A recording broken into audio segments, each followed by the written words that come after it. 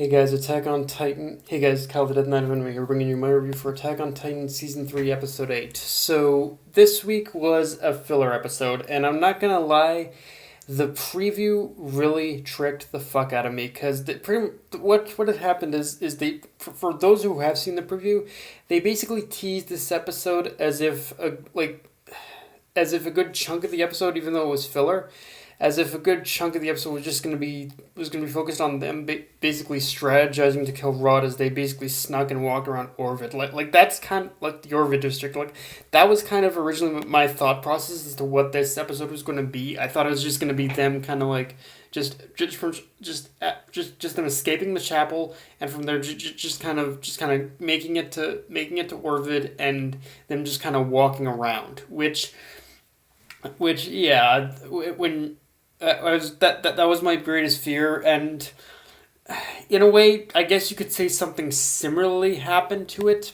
similar to what that happened, but and well, and while you could say something similarly to that, pretty much happened with them strategizing en route to Orvid to the Orvid district. There was just with them doing it the way they did, they actually did compared to how I feared it would play out.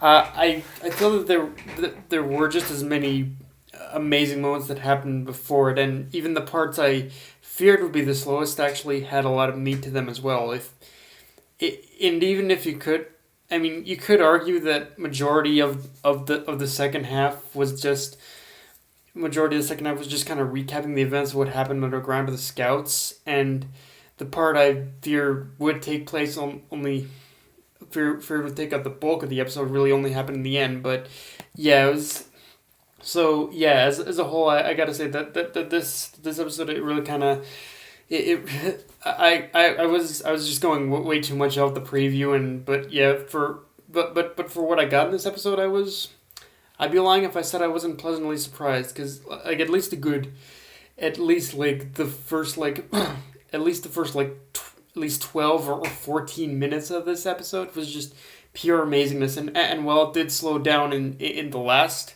couple of minutes, it was still entertaining to watch. So yeah, it's one of those things where I guess I shouldn't have even trusted the preview at all. I should have kept an open mind. So yeah.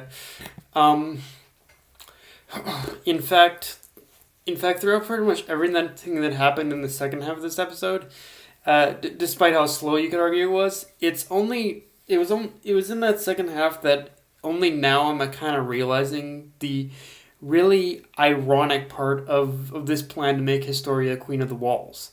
Like their base, the thing that stands out about them making Historia Queen is that they're not really even is that the scouts aren't doing anything different from what basically the whole fake royalty has done up to this point.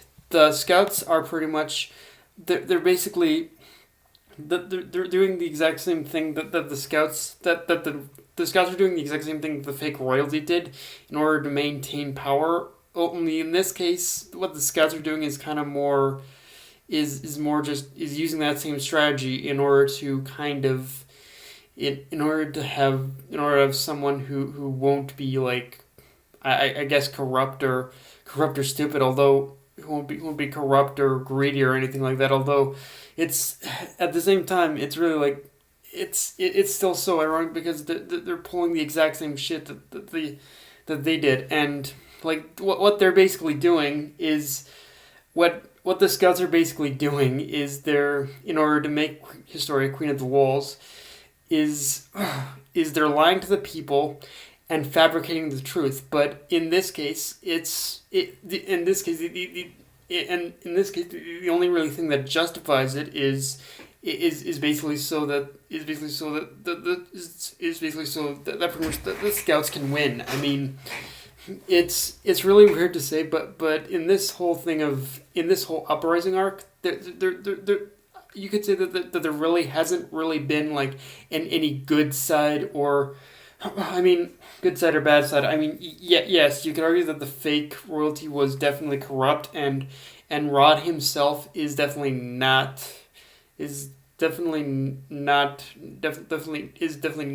is not a saint, but by any which way, by any stretch of the imagination. But as a whole, like it's really just what this arc has always been about has just been two values that are basically two different sets of values and ideals that have been clashing with each other. And in this case, the scouts' ideals just won. It's not like the good side won or the bad side won. It's just the scouts won. That's all it was.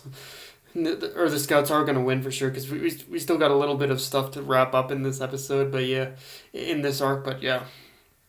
And one thing I really liked about this episode is, for what little we actually did get from the manga in this episode, was adapted very beautifully, I will say. Like, was adapted beautifully. Like, every scene felt like it was the manga panels come to life, and that and with something like that is pretty much how you should normally feel anyway. But with this arc taking more than a few liberties, with of course the complete permission from the manga artist, of course. Like, again, I feel need to reinforce that, yeah, it's taking liberties, but it's doing it on Isayama's permission, because he felt he did make mistakes in this arc, but even knowing that there are going to be there are liberties taken in this arc, it is nice to know that when those manga moments do happen, and they really,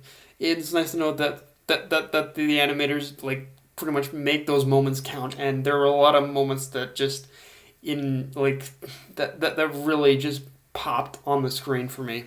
I guess you could. I mean, the weakest. I think the weakest effect in this episode was probably was basically the whole was the CGI used on the Rod Race Titan. But that was, I mean, the CGI of the Rod Race Titan was a little awkward to look at. But at the same time, that's actually kind of a minor problem for me, because when I watched the episode a couple times after the first viewing, and it was the second time where I realized, yeah, the CGI is a little awkward, but it actually, the CGI on the Rod Race Titan does look better here than it did in season 2 with the Colossal Titan. Like, the Colossal Titan was of course outright awkward to look at, but definitely had awkward moments to look at. But the CGI on Rod Race Titan is a little more acceptable, or the Crawling Titan, or whatever you want to call him. But yeah, the CGI, it looked better. That's for sure. It looked more refined, I guess you could say. And Eren now has the ability of hardening, which I'd be lying if I said there wasn't a little convenience that he just so happened to have eaten the right bottle to give him that ability.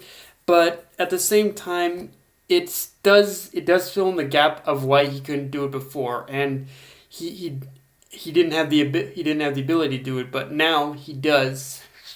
So we can actually start making some progress on reclaiming Walmari, which, brief spoiler reveal, is going to be the goal of the next arc. Like, the next arc is going to be focused on recapturing pretty much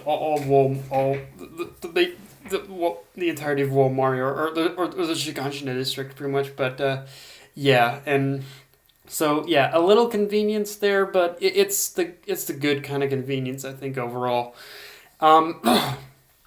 And yeah, what can I say about Historia's development? Like, Historia has been like the freaking star of this arc so far. Like, Historia has just gotten such amazing development, and